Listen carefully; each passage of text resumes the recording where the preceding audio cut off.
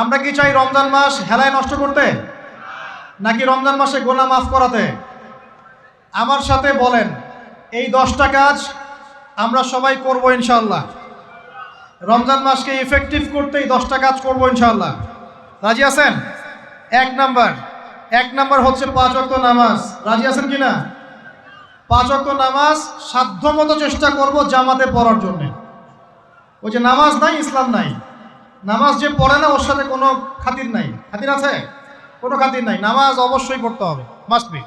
এরপরে নামাজের সাথে সাথে কমপক্ষে 12 রাকাত করে নফল। কত রাকাত? যে ব্যক্তি 12 রাকাত নফল বা সুন্নত দৈনিক পড়ে তার জন্য জান্নাতে একটা ঘর তৈরি করা হয়। 12 রাকাত কি কি কে বলতে পারবেন?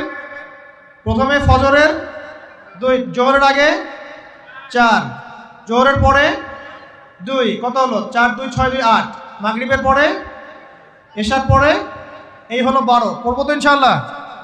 এইগুলো 1 নাম্বার কাজ, নামাজ পড়া। 2 নাম্বার ভাই, নামাজের সাথে সাথে তাহাজ্জুদ এবং তারাবি অবশ্যই পড়তে হবে। রাজি আছে কিনা? আল্লাহর ওয়াস্তে গ্যাঞ্জাম করতে যায় না 20 না 8, এই গ্যাঞ্জামে আল্লাহর ওয়াস্তে যায় না। তারাবির নামাজ 5 ঘন্টা। কত রাকাত সেটা বড় কথা না। তারাবির নামাজ কত ঘন্টা? প্রায় 4-5 ঘন্টা। আর 5 ঘন্টায় 8 রাকাত পড়েন, 5 ঘন্টায় 20 রাকাত পড়েন। কি বুঝতে পারছেন কথা? নবী সাল্লাল্লাহু আলাইহি ওয়াসাল্লাম তারাবির নামাজ কত লম্বা পড়েছেন? 1 ঘন্টা। কতক্ষণ পর্যন্ত? সাহাবীরা কি বলছেন?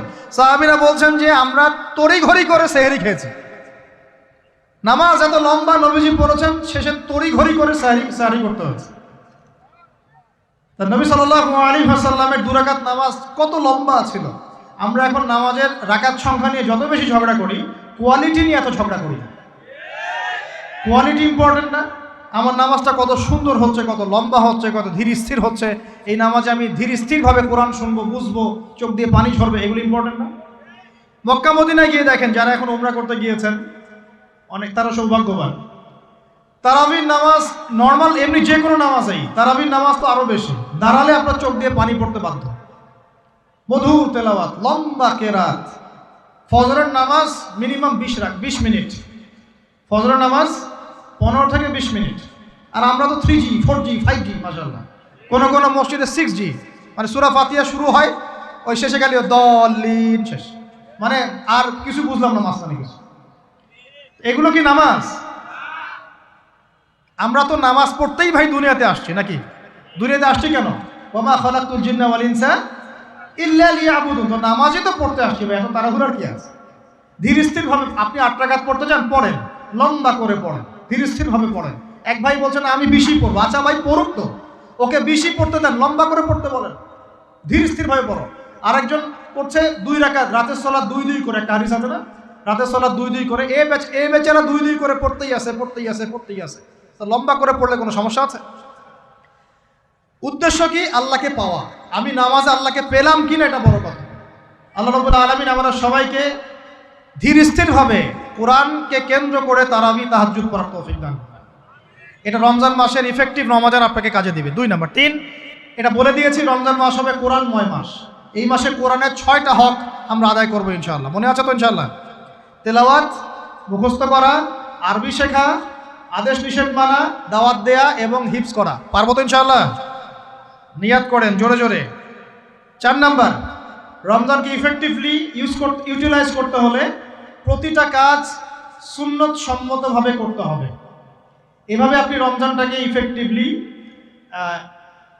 ইউটিলাইজ করতে পারেন। কীরকম একটু বোঝাচ্ছি। মনে করেন এমনি নর্মালি আমরা সব সুন্নতগুলো অনেক সময় খেয়াল রাখি না। খাচ্ছি, খাওয়ার সুন্নত, খাওয়ার মধ্যে কিন্তু প্রায় 10-এর বেশি সুন্নত আছে। অজুর সুন্নত, কথা বলার সুন্নত, হাঁটার সুন্নত, কাপড় পরার সুন্নত, দোয়া কালামগুলো, ঘুমানোর সুন্নত, অনেক সময় আমরা কিন্তু এগুলো খেয়াল করি না। রমজান মাসে চেষ্টা করবেন প্রতিটা কাজ সুন্নাহ মাফিক বুঝে করার জন্য। আল্লাহ তৌফিক দান করুন। রমজানে ঘুমাবো, ঘুমানোর আগে বিছানাটা ঝেড়ে নেব, লাইটস অফ করব।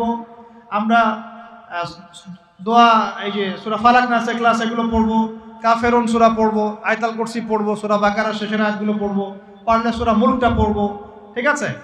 প্রয়োজনে ওযু করে আসবো, এসে আমরা ডান কাতা হয়ে শুয়ে আল্লাহুম্মা বিইসমিকা আমুতু ওয়া আহইয়া, এই যে শুরু করলাম। ঘুম থেকে ওঠা, ওযু করা, ওয়াশরুমে যাওয়া, খাওয়া দাওয়া করা, মসজিদে যাওয়া, নামাজ, জিকির, তাসবিহ, তাহলিল, ব্যবসা বাণিজ্য, এগুলো সব কিছু সুন্নত নাই? প্রতিটা কাজ সুন্নাহ মাফিক করার চেষ্টা করব, আল্লাহ তৌফিক দান করুন আমিন। ফিকহুস সুন্নাহ এরকম কিছু বই পাওয়া যায়, ফিকহুস সুন্নাহ, কিতাবুস সুন্নাহ, এরকম অনেক বই আছে। আরবি থেকে বাংলা অনুবাদ হয়েছে, বাংলাদেশের ওলামায়ে কেরামও লিখেছেন। এরকম সুন্নাহ শেখার কিছু বই কিনে নেবেন, কিনে নিয়ে প্রতিটা কাজ কিভাবে করলে সুন্নত হয় পড়ে দেখবেন। পারবেন তো ইনশাআল্লাহ? আল্লাহ পাক তৌফিক এনায়েত করুন বলি আমিন। এটা কত বললাম? 3 নাম্বার। 4 হচ্ছে দান সদাকা বেশি বেশি করা। রমজানে দান সদাকা বেশি বেশি করা। আল্লাহ রাসূল সাল্লাল্লাহু আলাইহি ওয়াসাল্লাম রমজানে রহমতের বাতাসের চাইতেও বেশি বেশি দান করতেন। আমরা পারবো কিনা ইনশাআল্লাহ? দেখেন, আমি একটা কথা বলি, দান করার জন্য সম্পদ লাগে না, দান করার জন্য কলিজা লাগে। কি লাগে? ব্যাস, যার মন বড় সে দান করতে পারবে ইনশাআল্লাহ। আল্লাহ পাক আমাদের সবাইকে দ্বীনের জন্য দান করার তৌফিক দান করুন। দ্বীনের জন্য দান করে, স্থানীয় মসজিদ, মাদ্রাসায়, এতিমখানায়, অসহায় মানুষের পাশে, বিধবার ঘরে, এতিমের ঘরে, যারা খেতে পারছে না 3 বেলা, ওদের ঘরে ঘরে রমজানের বাজার পৌঁছে দেন। আল্লাহ পাক তৌফিক দান করুন আমিন। 5 নাম্বার, রমাদান মাসে অবশ্যই অবশ্যই আমাদের জাকাতগুলো আমরা দিয়ে দিব। রাজি আছি তো ইনশাআল্লাহ? বলেছি জাকাত এবং সলাতের মধ্যে যে পার্থক্য করে সে মুসলিম নয়। জাকাত ফরজ হয়েছে, অবশ্যই অবশ্যই আপনাকে জাকাত দিতে হবে। এটা কিন্তু নফল কিছু নয়, এটা কি ফরজ। জাকাতের নিসাব জানেন কি না? কত পার্সেন্ট? 2.5%। আচ্ছা, জাকাতের নিসাব নিয়ে ইনশাআল্লাহ পরবর্তীতে লেকচার চলে আসবে, অনলাইনে দেখে নিন। এছাড়া ফিকহুস জাকাত কিছু প্রোগ্রাম আসবে, অনলাইনে দেখে নেবেন ইনশাআল্লাহ। আল্লাহ রাব্বুল আলামিন আমাদের সবাইকে জাকাতগুলো দেওয়ার তৌফিক দান করুন। শুধু জাকাত যদি আমরা ঠিকঠাক মতো দিতাম, একজন মানুষও সমাজে না খেয়ে মারা যেত। একজন মানুষও সমাজে, এই যে ইকোনমিক সমস্যাগুলো যেগুলো হয়, অর্থনৈতিক সমস্যা, স্যাংশন, মুদ্রাস্ফীতি, হাবিজাবি, অনেক প্রবলেমস ওভারকাম করা যেত শুধু জাকাতের মধ্য দিয়েই।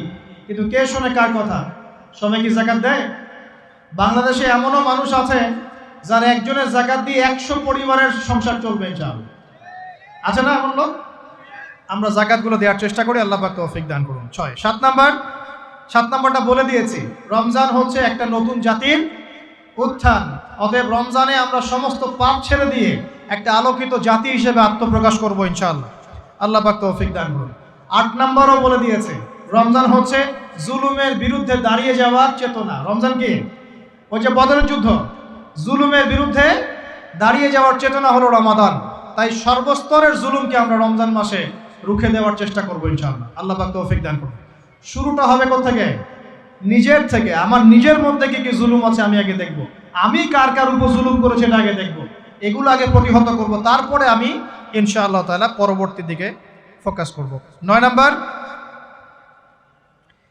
খুব ইম্পর্টেন্ট। 9 নাম্বার আর 10 নাম্বারটা বেশি ইম্পর্টেন্ট। 9 নাম্বার হচ্ছে রোজা রাখা মানে আমরা অনেকেই মনে করি যে না খেয়ে থাকা আর কি পানি ছেড়ে দেওয়া। অনেকেই মনে করি এটা রোজা মানে আমাকে না খেয়ে থাকতে হবে আর পানি ছেড়ে দেওয়া লাগে, স্ত্রী সহবাস ছেড়ে দেওয়া লাগে। কিন্তু এর চেয়ে বেশি ইম্পর্টেন্ট একটা বিষয় আমরা ভুলে যাই, সেটা হলো রমজান মাসে রোজা রাখার অর্থ হচ্ছে আল্লাহ পাকের সমস্ত কবিরা সগীরা গুনাহ ছেড়ে দেওয়া। রোজা রেখেছি, গীবত করলাম, রোজা হবে কি না? রোজা রেখেছি, মিথ্যা কথা বলছি, হবে রোজা? রোজা রেখে ওই ভদ্রলোক সুদ খাচ্ছে, রোজা হবে? রোজা রেখে অমুক ভাই আমার টেবিলের নিচ থেকে টাকা নিল, রোজা হবে? অমুক ভাই মানুষের সম্পদ আত্মসাৎ করে ফেললো, হবে? অমুক বোন বেপরদায় বাইরে বের হয়ে গেল, রোজা হবে? অমুক ভাই মনে করেন ওই যে গার্লফ্রেন্ডের সাথে চলে গেল ডেট করতে, রোজা হবে কি না? অনেকে পর্নোগ্রাফি দেখছে রোজা রেখে, রোজা হবে কি না? এই যে কবিরা গুনাহ যেগুলো আছে, যত রকম কবিরা গুনাহ, এই গুনাহগুলোতে লিপ্ত থাকলে রোজা ভেঙে যায়। আল্লাহ পাক আমাদের সবাইকে কবিরা গুনাহ মুক্ত রোজা রাখার তৌফিক দান করুন। আর 10 নম্বর পয়েন্টটা হচ্ছে এই ভাই, রমজান মাস আসলে মাশাআল্লাহ শিকল দিয়ে শয়তানকে বেঁধে রাখা হয়।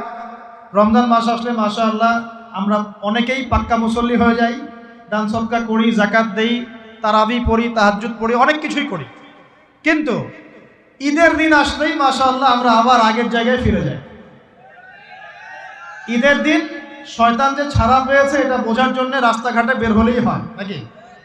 মেয়েদের চলাফেরা দেখলে বোঝা যায়, আরও যে হোটেলে হোটেলে গান বাজে এগুলো দেখলে বোঝা যায় শয়তান ছাড়া পেয়েছে, আজকে বুঝলাম। তো এখানে সবচেয়ে বড় শিক্ষাটা হলো রমজান মাসের এই যে শিক্ষাগুলো, ত্যাগের মহিমা, জুলুমের বিরুদ্ধে দাঁড়িয়ে যাওয়া, কোরআনের হক আদায় করা, জাতির উত্থান, বড় বড় অনেক কথা বললাম। এই শিক্ষাগুলোকে সারা বছর ধরে রাখাটাই হলো রমাদানের সবচেয়ে বড় চ্যালেঞ্জ। আমরা পারবো কিনা ইনশাআল্লাহ? আমরা রমাদানের এই 10টা হক আদায় করতে পারবো কিনা ইনশাআল্লাহ? কোরআনের হক আদায় করতে পারবো কিনা ইনশাআল্লাহ? আল্লাহ রাব্বুল আলামিন আমাদের সবাইকে আসন্ন রমজানে সুস্থতার সাথে সমস্ত সওম রাখার তৌফিক দান করুন এবং রমজান মাসে বেশি বেশি তেলাওয়াত করার তৌফিক দান করুন, অর্থ বুঝে পড়ার তৌফিক দান করুন, বেশি বেশি দান সদকা করার তৌফিক দান করুন, বেশি বেশি ওই যে গরিব দুঃখী মানুষের পাশে দাঁড়ানোর তৌফিক দান করুন, বেশি বেশি যাকাতগুলো দিয়ে দেওয়ার তৌফিক দান করুন, বেশি বেশি আল্লাহর জিকির করার তৌফিক দান করুন, বেশি বেশি আল্লাহ পাক আমাদেরকে নফল নামাজগুলো পড়ার তৌফিক দান করুন, কোরআন কেন্দ্রিক সময় কাটানোর তৌফিক দান করুন, রাসূলের সুন্নতের উপর আমল করার তৌফিক দান করুন এবং একটা নতুন আলোকিত প্রজন্ম এবং জাতি হিসেবে এই রমাজানে আল্লাহ রাব্বুল আলামিন আমাদের যুব সমাজকে আত্মপ্রকাশ করার তৌফিক দান করুন। সর্বোপরি রমাদানের এই শিক্ষাগুলোকে সারা বছর ধরে রাখার তৌফিক আল্লাহ পাক আমাদের সবাইকে দান করুন, আমিন। আমি এই বলে আমার আজকের সংক্ষিপ্ত আলোচনা শেষ করছি।